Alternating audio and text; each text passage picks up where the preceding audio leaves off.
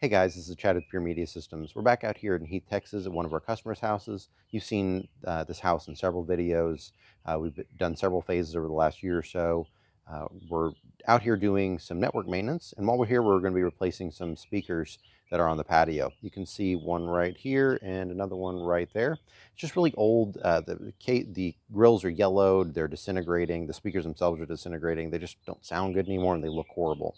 So we're going to be replacing with the Klipsch Designer Series. It's the DS 180 CDT. We're going to be putting a pair of those in here. We're going to be having to cut larger holes so that we can replace these 4-inch speakers. So they're going to sound a lot better than what are out here now. These speakers are fantastic for distributed audio, whole home audio, in other architectural settings as well. So don't forget to subscribe, smash that like button, and don't forget to click that bell icon so you get notified when we upload new videos. We'll go ahead and show you the process along the way and let us know if you have any questions. Thanks, guys.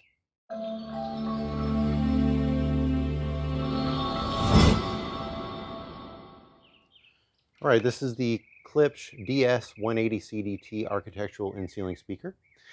This has a pivoting woofer, as you can see here. It pivots either way, as well as a pivoting tweeter.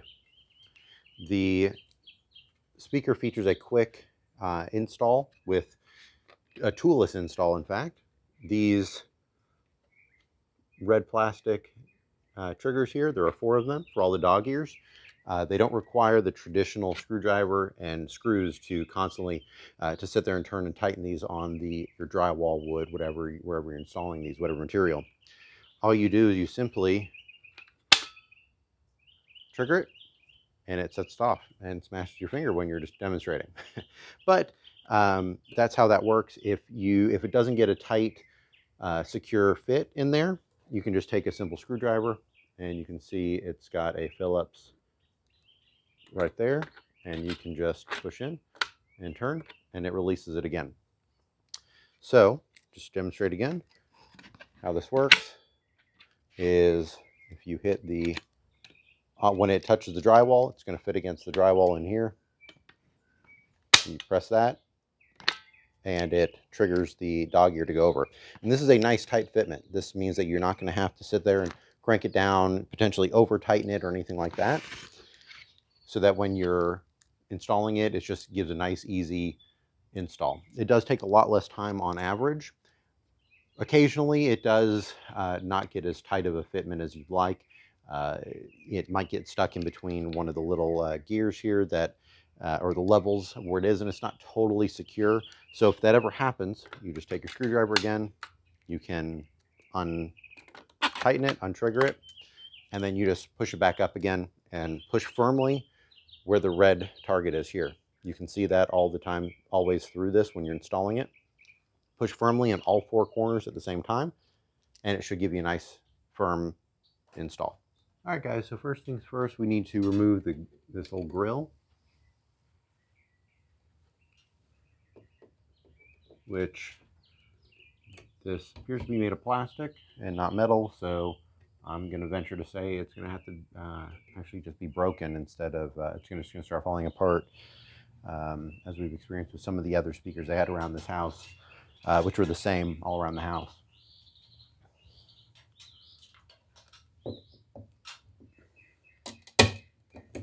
And just broke. So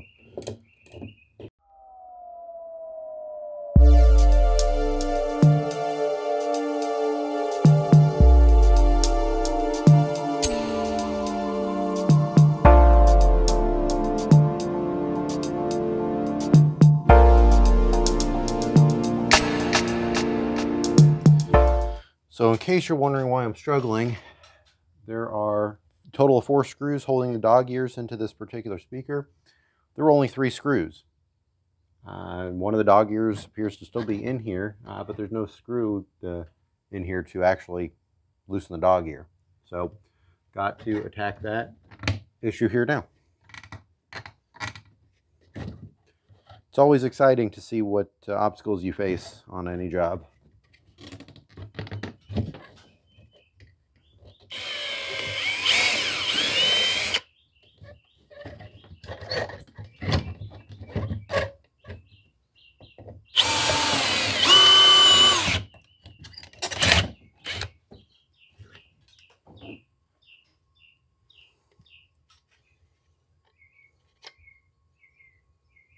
So there literally was no screw. It was just being held in here, so there was nothing to actually turn it, push it up and turn it.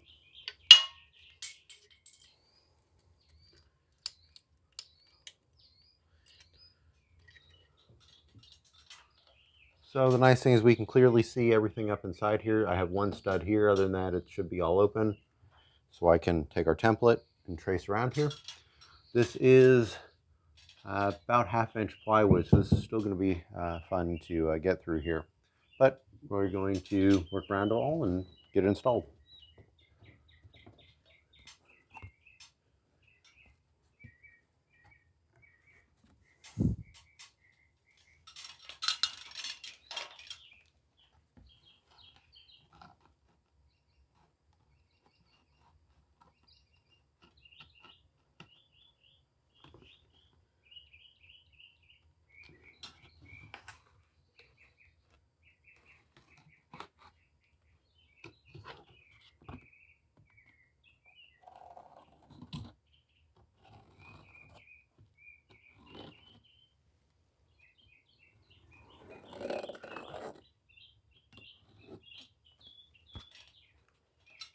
All right, so I'm going to try using the jigsaw head with our multi-tool here.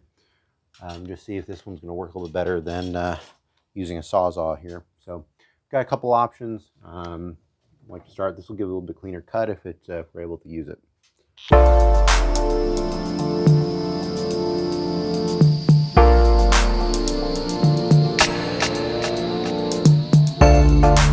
Take our speaker cable and go right into the spring terminals here.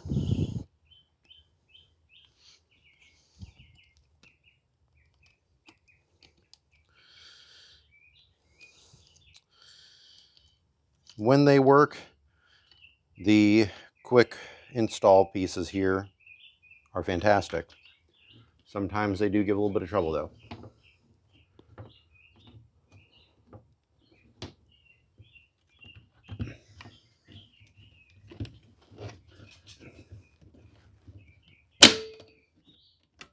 And that time it worked perfectly. So, got that in here. It's that quick to install these. All right, we're on to speaker number 2.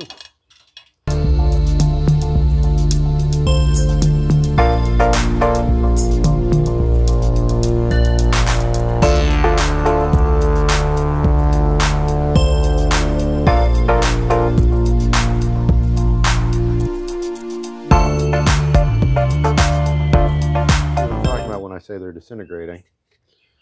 If you look right around here, around the foam, you can see it's all the foam is peeling. You've got wasp nests forming on it. This whole thing just sounds horrible.